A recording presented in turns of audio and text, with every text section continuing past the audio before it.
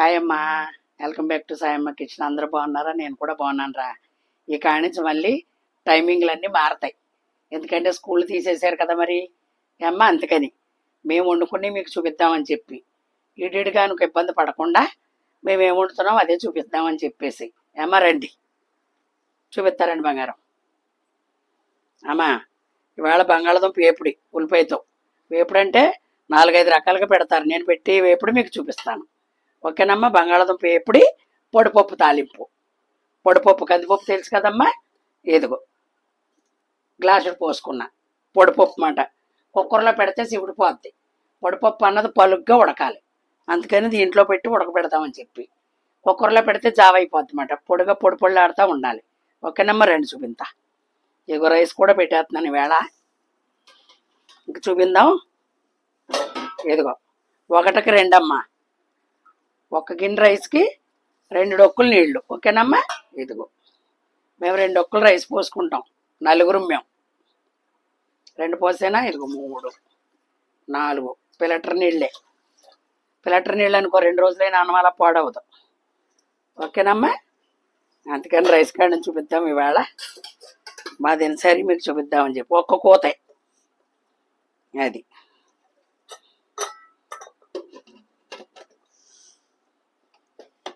అంతే, దీనికి ఇలా పెట్టుకుంటాం అలవాటు నాకు, ఎందుకంటే ఏమైనా పొంగుతామని భయం. ఫస్ట్ నుంచి ఇదొక అలవాటు అయిపోయింది. ఇది ఇలా పెట్టేసి అక్కడ పెట్టుకుని మీకు మళ్ళీ పప్పు చూపిస్తాను. ఓకేనా.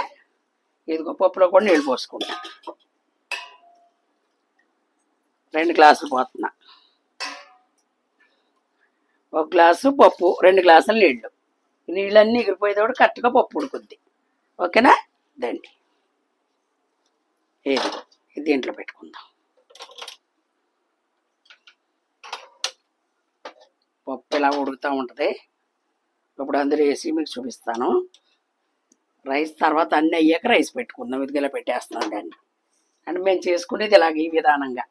ఇవ్వరండి పప్పు 2 పొంగులు వచ్చిన తర్వాత 2 పచ్చిమిరపకాయ ముక్కలు, 4 ఉల్లిపాయ ముక్కలు, ఎల్లుల్లిపాయ గుళ్ళే వేస్తాను అనమాట. ఉడికేటప్పుడు చూపిస్తాను. ఇప్పుడు ఇందులో కొంచెం బంగాళదుంప వేపుడులో తీసుకుంటాను. ఇప్పుడు బంగాళదుంప వేపుడు చేసుకుందాం. రోజు ఒకలాగిన చూస్తే బోరు కొడుతుందిగా మీకు కూడా. అది చూపిస్తా. అదిగో 4 పొయ్యిలు కదా, తొందరగా అవుద్ది.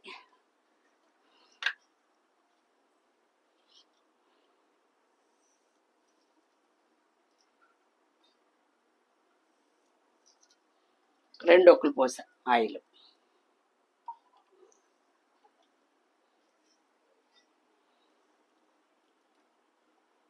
ఈ కొద్ది చెన్నై కోసుకోవాలి. ఈ పప్పులో వేసుకుందామమ్మా, అంత ఎక్కువ అక్కల్లా.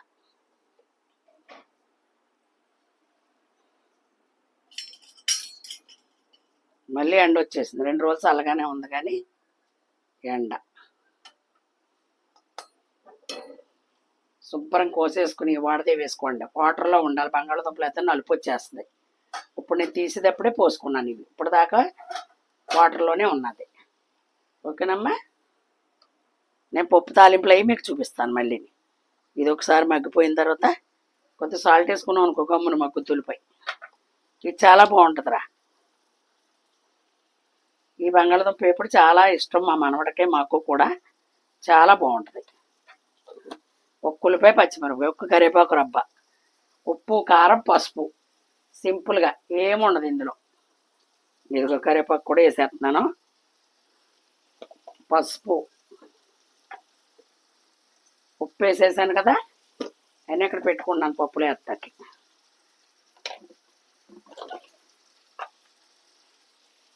కారం,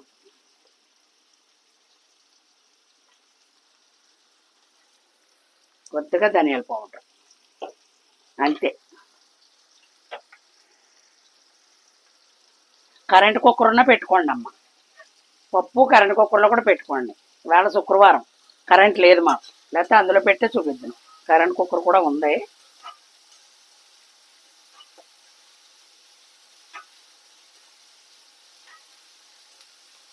ఇందులో వాటర్ కట్ట ఏం పోయక్కర్లేదు ఏ ఎప్పుడులో.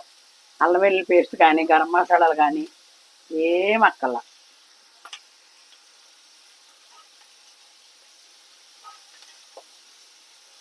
ఉల్లిపాయ కూడా రోస్ట్గా ఎగక్కల్లా. ఈ బంగాళదుంపలు ఎగిపోద్ది ఇది.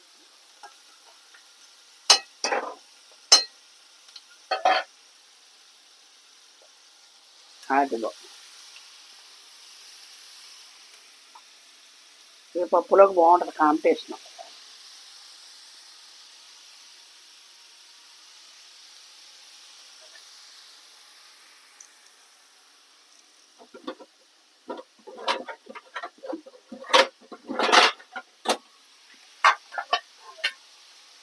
ఇలా పెడితే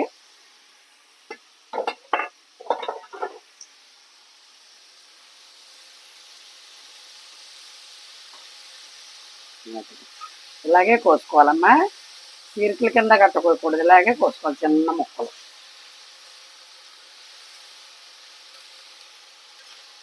కూరగాయల రేట్లు పెరిగినాయి మళ్ళీ.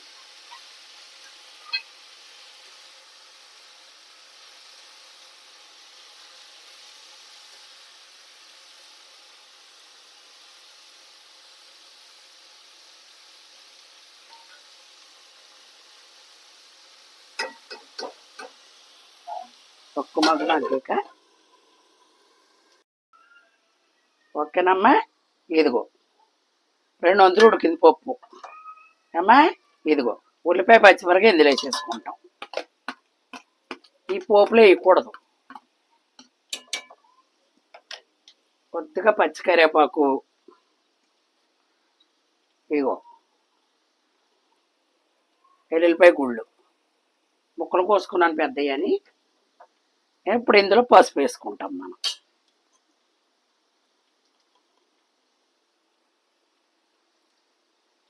పచ్చగా ఉండాలి ఇది. ఎల్లో కలర్లో ఉంటే లుక్ బాగుంటుంది అన్నమాట. ఇదిగో ఈ నీళ్ళకి ఇలాగా ఇంక పొంగదు. మూత పెట్టేసి సిమ్లో పెట్టేసుకోవచ్చు. పసుపు వెళ్ళిన తర్వాత ఇంక పొంగుతుందా అని భయం ఉండదు. ఓకేనమ్మా. ఇదిగో ఉప్పు వేయకూడదు రోయ్. తాలింపు పెట్టుకున్నప్పుడు పచ్చికరేపాకు ఎందుకు వేస్తామంటే ఫ్లేవర్ బాగుంటుంది, మంచి వాసన. అదిగో అలాగా మగ్గుద్ది అమ్మా. ఇది కూడా చూసుకుందాం.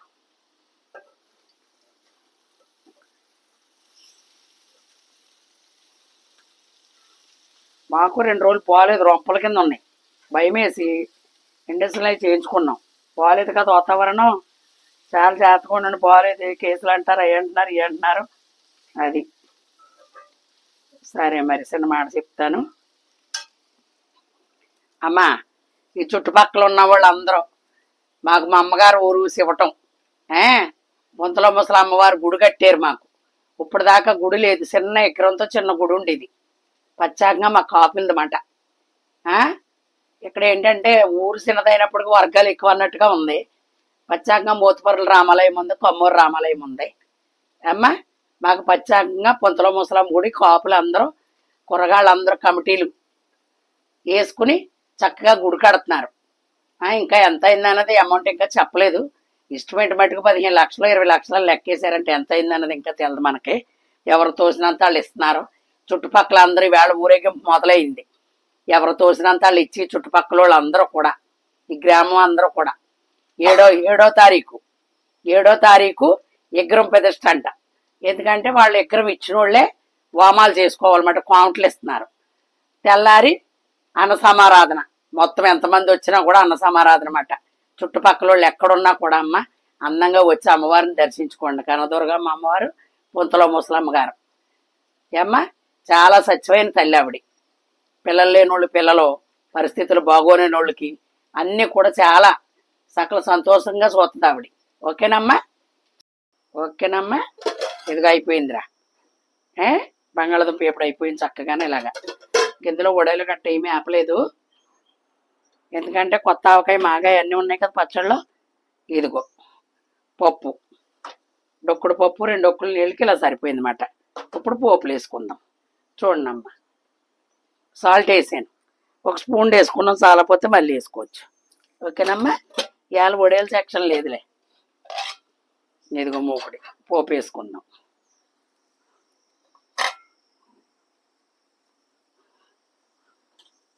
ఓకే.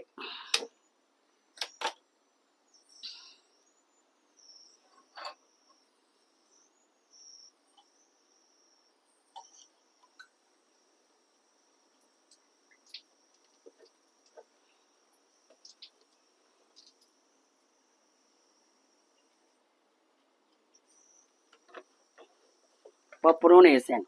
పప్పు కదా, పప్పు బాగుంటుందని. ఇందులోకి మినపప్పు శనగపప్పు ఏం అక్కర్లా. కరివేపాకు, జీలకర్ర, ఆవాలు, ఎండుమిర్చి. ఎందుకంటే ఎల్లుల్లిపాయ ఇందులో వేసేసుకున్నాం కాబట్టి. ఓకేనమ్మా. మినపప్పులు గట్ట వేయకూడదు. అది ఎవరిష్టం వాళ్ళది వేసుకుంటారు, మనం వేయమంతే. అదిగో పచ్చికరివేపాకు కూడా పప్పులో ఎందుకు వేసాను, బాగుంటుంది ఫ్లేవర్ అని.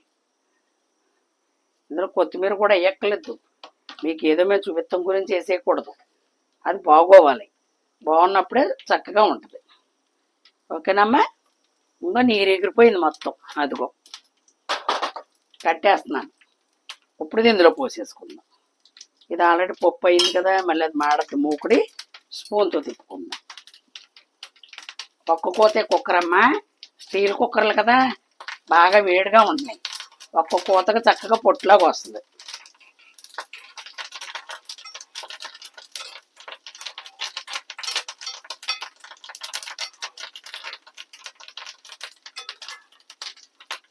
అది వేళ మా దినసరి భోజనాలు ఇలాగుంటాయి. మజ్జిగ రుద్దాను, మేకడ తీస్తాం మేము కూడాను. మజ్జిగ రుద్ది అనమాట. రుద్ది ఎనపోసి తీసాను.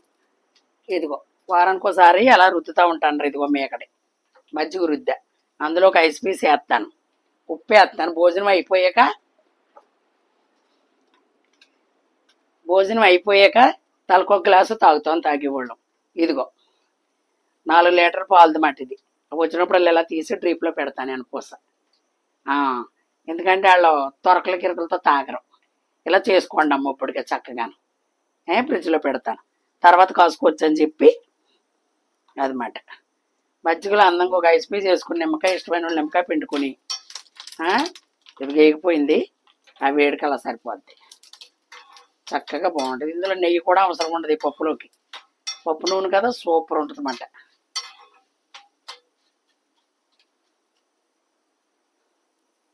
ఎనపూస అలా చేసుకున్నాం అనుకో, 1000 రూపాయలమ్మ కేజీ. నెంబర్ 1 నెయ్యి దొరకాలంటే 1000. ఇప్పుడు మనకి అక్కడ శ్రీదేవి హోటల్ దగ్గర పక్కన సందులో అమ్ముతున్నారా, 850. మనిషికో రకం. నెయ్యి లేనిదే మరి తప్పదు, ఎంతైనా తప్పదు కదా. ఇదిగో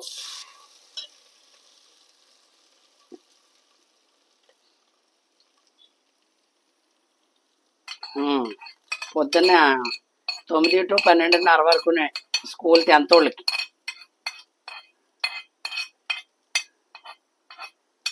ఓకేనమ్మా. ఇక్కడికి ఇది ఇలాగ అయిపోయిందా. ఇదిగో చూడండి, సూపర్ ఉంటుంది అన్నమాట. అదిగో ఇందులో ఆవకాయ కానీ మాగాయ కానీ వేసుకుంటే బాగుందమ్మా. నచ్చిందా? నచ్చినట్టే ఉండేనా? ఓకే. అదిగో ఓకేనమ్మా. అమ్మ ఇదిగోరా అమ్మ, పొడిపప్పు తాలింపు అయిపోయింది. బంగాళదుంప వేపుడు, ఇదిగో రైస్ కూడా అయిపోయింది. ఓకేనా. మరి అందంగా లైక్ చేయండి, షేర్ చేయండి, సబ్స్క్రైబ్ చేయండి. అమ్మా, మీ అందరు చుట్టుపక్కల వాళ్ళు ఎక్కడున్నా సరే శివటం మట్టికి 8వ తారీఖున అన్న సమారాధన భోజనానికి రండి. ఓకేనమ్మా. అది మళ్ళీ మంచి రెసిపీతో మీ ముందుకు వస్తుంది మీ సాయమ్మ. Bye bye.